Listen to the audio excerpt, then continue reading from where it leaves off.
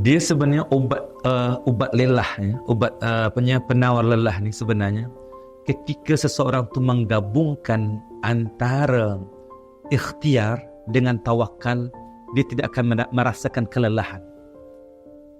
Kebanyakan orang lelah itu adalah sebab apa? Sebab dia mengandalkan dirinya.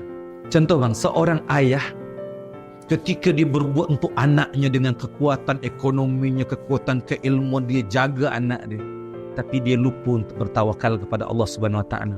Tiba-tiba anak dia tidak seperti yang dia harapkan. Oh Allah. Makanya apabila digabungkan antara ikhtiar usaha dengan tawakal kepada Allah Subhanahu Wa Taala, di situ tidak ada kelelahan. Sebab ketika sudah terjadi sesuatu dan sesuatu tidak seperti yang dia harapkan, qadarallah ma syaa fa'al. Kalau Allah sudah menginginkan, maka tidak perlu. Itulah takdir Allah Subhanahu Wa Taala. Dia tidak perlu kecewa.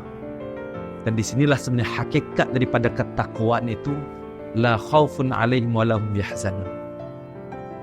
Dia tidak akan rasa khawatir, kecewa dengan apa yang terjadi, dan dia tidak akan takut. Kalau dia sudah berusaha semaksimal mungkin, maka dia tidak akan takut dengan apa yang telah Allah takdirkan.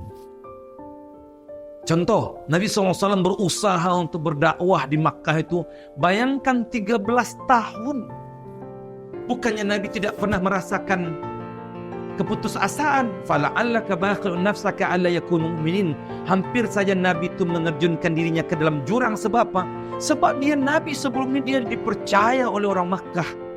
Dipercaya. Al-Amin, yang memberikan gelar Al-Amin adalah orang-orang Makkah.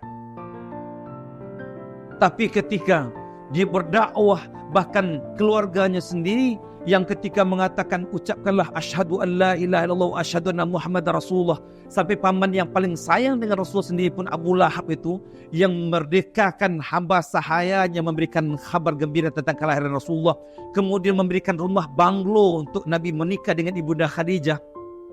Aliha tabballaka ya Muhammad alihadza jama'tana. Celaka engkau Muhammad, apakah karena ini engkau akan kamu kumpulkan kami? Bayangkan, Nabi hampir putus asa ketika itu. Tapi ketika itu juga kan Nabi ketika itu dia lupa bahwa yang memberikan hidayah itu Allah Subhanahu Wa Taala, mutlak hak Allah Subhanahu Wa Taala. Dan sampai juga ketika Abu Talib diajak oleh Nabi untuk masuk Islam, wahai pamanku, ucapkan la ilaha illallah saja pun cukup, tanpa Muhammad Rasulullah pun cukup, la ilaha illallah saja. Sebab apa?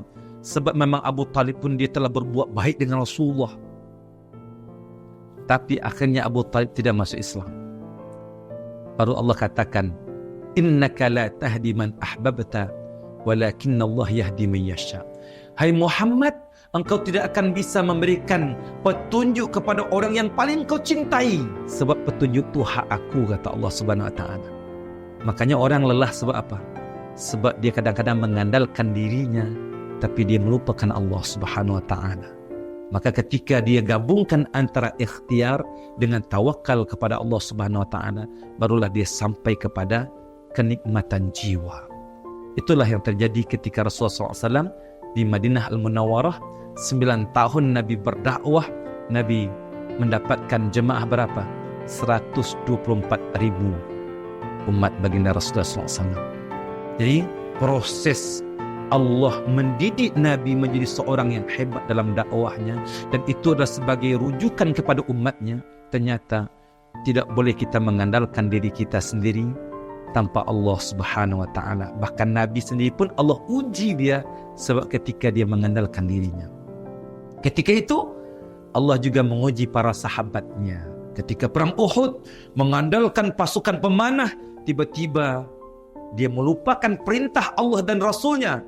Jangan tinggalkan bukit pemanah itu sampai atas perintahku, kata Nabi. Ternyata para sahabat meninggalkan karena melihat apa? Harta rampasan. Akhirnya apa? Dia kejar dunia, dia lupakan perintah Rasulullah. Apa yang terjadi? Disitulah porak-perandanya pasukan Rasulullah SAW dan pasukan para sahabat. Makanya pertama Allah mendidik Nabi, yang kedua Allah mendidik para sahabat. Bagaimana dengan kita?